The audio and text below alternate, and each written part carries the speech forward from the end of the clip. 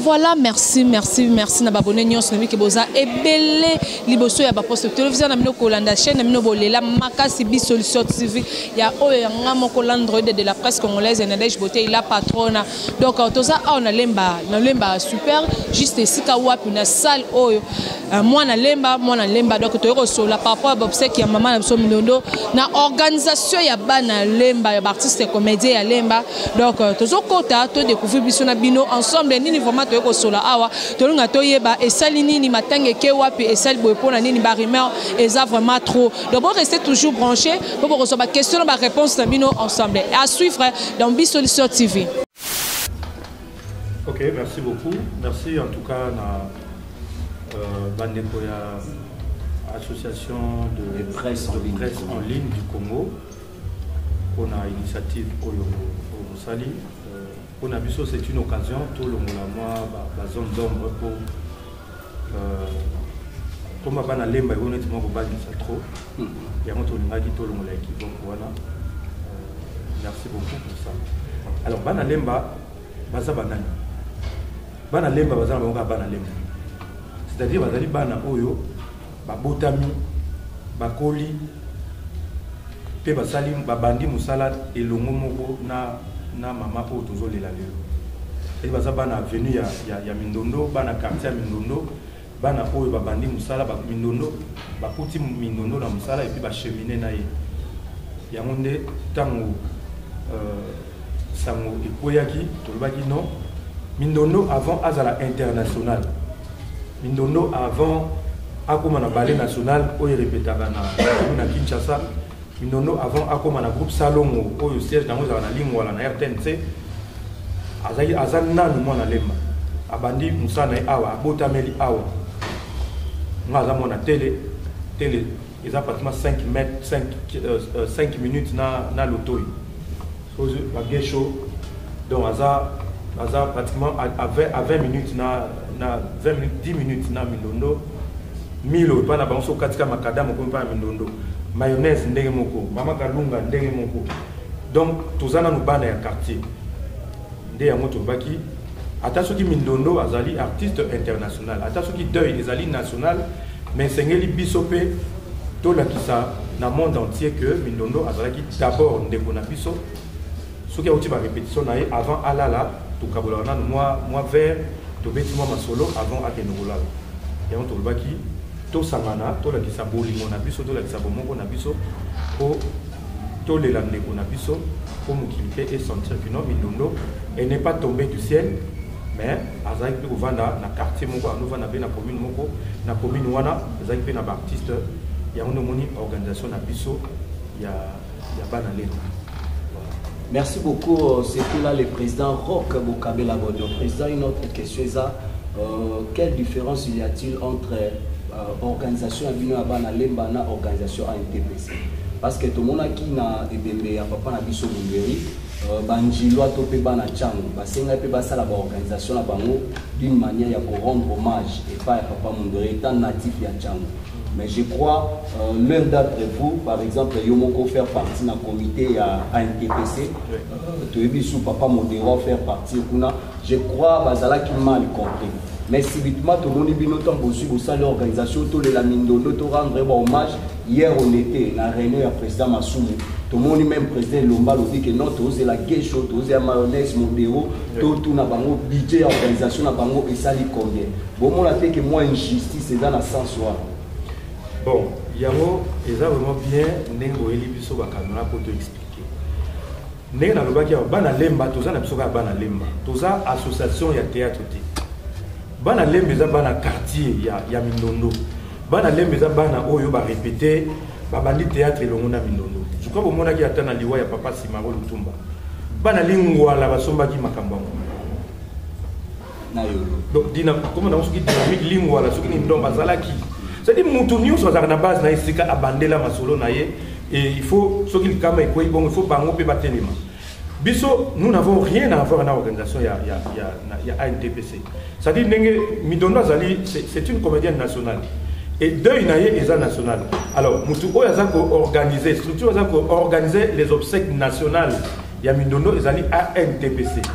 Je crois que ce que tout le monde question, on a lemba moko question, ce que tout le monde soki bango baza organiser matanga ya mindondo ba websa yo eza bamoti ezali ANTPC. C'est-à-dire biso toza ko sala organisation na ndenge na biso. C'est-à-dire eza une disposition particulière. Contrairement à la disposition générale nationale au ANTPC za ko sala. Pour biso toza na débat ya kozwa ebembe et ya na lemba te, toza na débat ya louer salle ya place à la mindondo te. Moi les ali discussion ya organisateur principal aux ali ANTPC. Biso souci na biso zali nini omoni biso souci na biso zali mukili faut yeba ke lembe za na matanga bien que ba olela place nous ba kopona nous on va s'adapter. Décision nyonso oyo ANTPC aza kosala organisation nyonso oyo ANTPC aza kosala biso to se soumettre na yango biso ne bana lemba to lobi lokola biso nde d'abord to kufeli mutu na biso et sengeli mutu nyonso tanga okota lemba a sentir que lemba eza na matanga pona lemba ele la mindondo ANTPC akoya kosalisa yango awa te na lemba mwana ngiringira akoya kosalisa matanga ya mindondo awa na lemba te mwana ya njili akoya koyebisa bato ya lemba te kuno boza ya matanga esengeli biso moko totelema banotable na biso mpo so totikaki bongo ezalaka bon ANTPC gouvernement a décidé mindondo bakotia ye na stade et puis bon awa na lemba kimia ondire eloko eza te ondire tobungisi mutu te tokomi kozela jour ebembe kobima ale bato nyonso na bakozala na temps te bana lemba bavie na biso ya lemba banotable ya lemba bango nyonso na stade awa na lemba comme si de rien n'était, alors que Mindondo, avant à l'international, elle a d'abord fait la fierté de notre commune. Avant nous sommes à la maison communale à Bissau, à la place Bissau Stobanda, dans le groupe Nyota, il y a papa Hassan. Vous comprenez, il y a un qui tout se mobiliser. Au-delà, il y a un obsèque national. Et c'est lemba où ils ont le village na Bissau. Ba père na biso ba yaya na biso ba vieux na biso ba notable na biso ba mona pa en tout cas ba noyo baza na bolingo bazo lela tempo na ba impliquer biso na matanga pour tous en conscient tout tient na mitu que non lemba tous na matanga donc tous na contradiction ata mon côté na ANTPC ou azali organisateur ya ba obsèque national biso da dispositif moko particulier pour na attiser bolingo kati na biso po baleki o bazota la biso bayeba que non en tout cas na lemba na biso to na bolingo soki ekweli moko ekweli biso nyonso nde yango wana eloko biso to sali équivoque wana ezala levé définitivement to na contradiction te na ANTPC. Voilà. Merci beaucoup amis internautes, nous poursuivons toujours avec nos invités.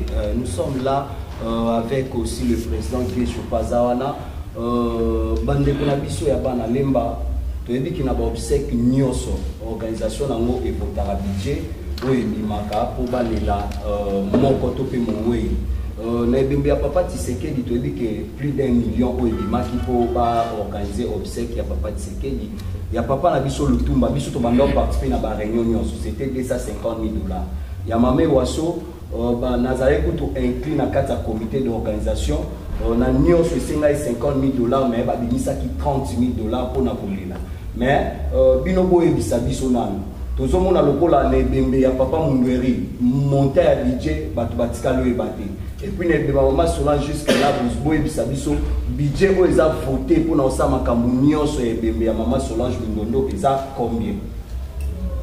Merci pour la parole. Je pense que l'organisation Matanga, comme le président Baudouin signifié, ils ont ANTPC, ils ont organisé Matanga. La question sera mieux de poser à la ANTPC, mais puis ce lobby, de rendre hommage à Mindondo. Le président Baudouin aussi fait partie de la ANTPC. Voilà, aujourd'hui, je pense bien que le président est venu parler rien que de l'organisation de l'EMA. Donc je veux qu'il puisse y avoir une nuance là-dessus.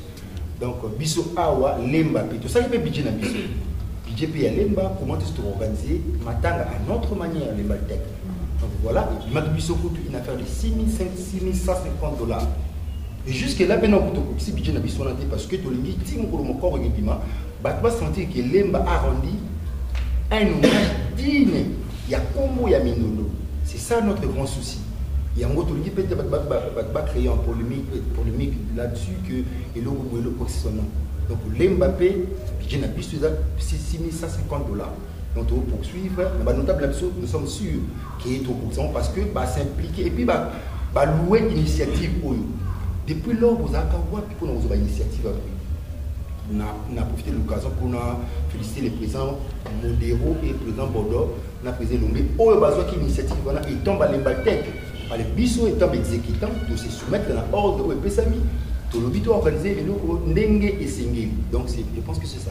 Question de curiosité, vous avez parlé de budget à 6 150 $. Na budget na bino est-ce que presse et ça na part na mon akati au biso moko na kati il y a la commission pour la commission il y a presse média la kati donc ce qui presse na bino ezana pour ça il y a okuta na c'est-à-dire que presse au biso to na kati kuna probité que au tout le monde chez la biso liste ba biki abonde ba zumbo kuna donc peut-être nous avons bon té biso to na presse à comprendre que parce que na kata limba to na ba journal internet et belé balobi bango moko bazbina nous charge wana parce que tout le monde ça ma camonio sont tout au moins budget colossal mais jusque là tout ça présente na o isengeli na mona donc toi na département où ils allient à presse et médias ils sont gérés par tout Mikina ba trésor nzazi bazali wana donc ba simbi na technique on a na gilengo qui m'a appelé le waza la bouche autorisée il y a président Denis Kamba qui m'a appelé ce matin donc ba ndimi ko consulter qui on a pour ça la biso moi bien voilà. Alors si je peux compléter Gesho par rapport à la question à la presse, au moment ceux qui pressent pas à la Katiwana, les gens là, tout ça la cotisation, tout collecter des fonds pour la tous au non, on comprend. C'est-à-dire autre rendre ils ont hommage, c'est-à-dire ils ont contribution il y a artistes pour nous rendre hommage dans des bango. Moi je pense que le quoi tous à la donc presse tous à la bango partenaire et au sein de bango il y a un apport na bango pour na tous les lamindondo.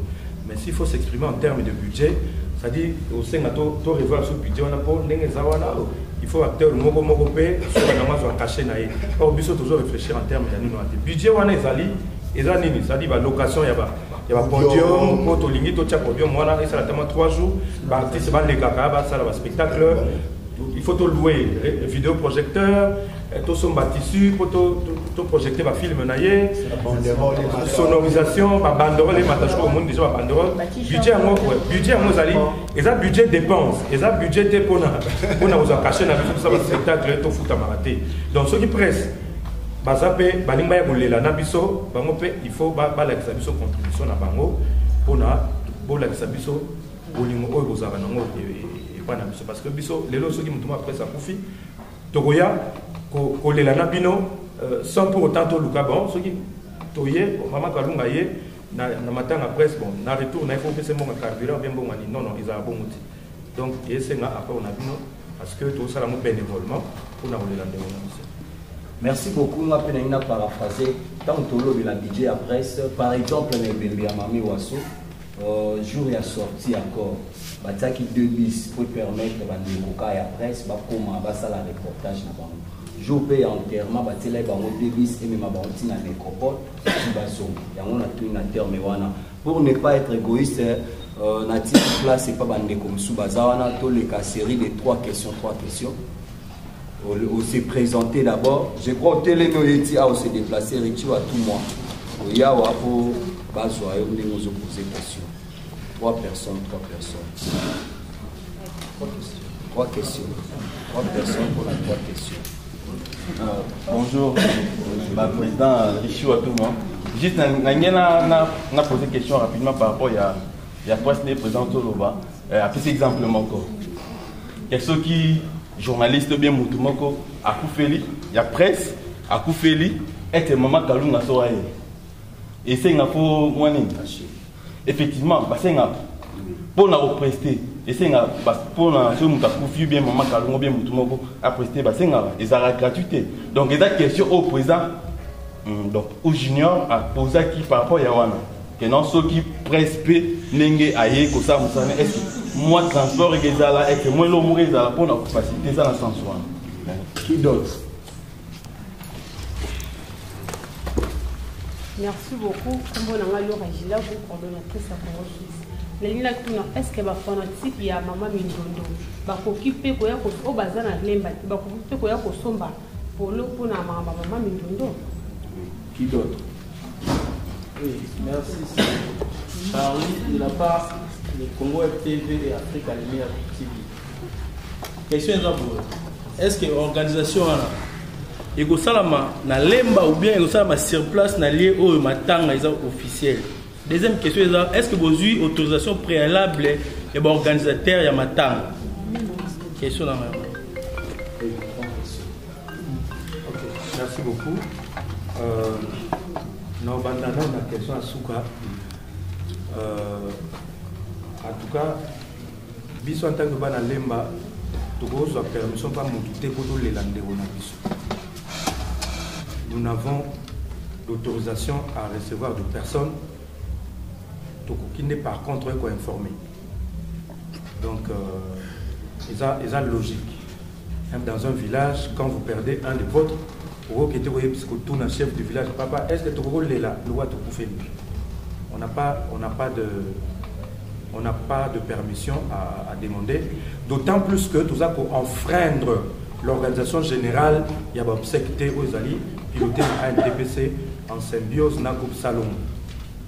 La preuve, Milulu n'a pas oyoyo et Bosuka avant lever Yacob. Ok, voilà, merci Nabi Kebozaki. Et belé le bosso va poser que vous avez donc bolandi binomoko li solo ndenge et betami de conférence de presse au Ezaki organisé na appel ko association de presse en ligne du Congo au Kambabara la président Junior Moyoabo. Donc tozaki na posa to sola propose la bien informé donc ba rimer wana ba lobby biso to landa wana te biso to ngana nebo za la bien informé wana to koma ko organiser ba biloko ya boé face à la presse donc muto aza concerné to vandissier to me ko poser ba question à la bien informé. Et voilà, binomo bolandi ba question, na ba réponse par rapport à l'obsèque qui a maman Mindondo programme et ça nous maintenu donc semaine prochaine maintenant to suivre vraiment jourté parce que ba match et Zolandana parce que faut ba les layer na stade de martyr. Le reste ba uniforme déjà besoin bino programme dengue zali ba uniforme mutu ala ta uniforme na yé donc par rapport aux comédiens sur au somba a interprété comédien au sombi. Oh petali ba artiste comédien lemba bon peut ba honorer maman Mindondo na ndenge na parce que na bango ya lemba donc boza bien informé na wana on doit poser au cotisation ba numéro ya wana ba pesaki botinda na bino et ozana ngo le bienvenu donc to comme na biso vraiment na suka to meka moi poser moi deux questions trois questions ba au bazar concerné. Merci na Seda Jogo na Cape Town et na Pretoria kuna Olivier le grand gardien na Pretoria Jojo Kashama.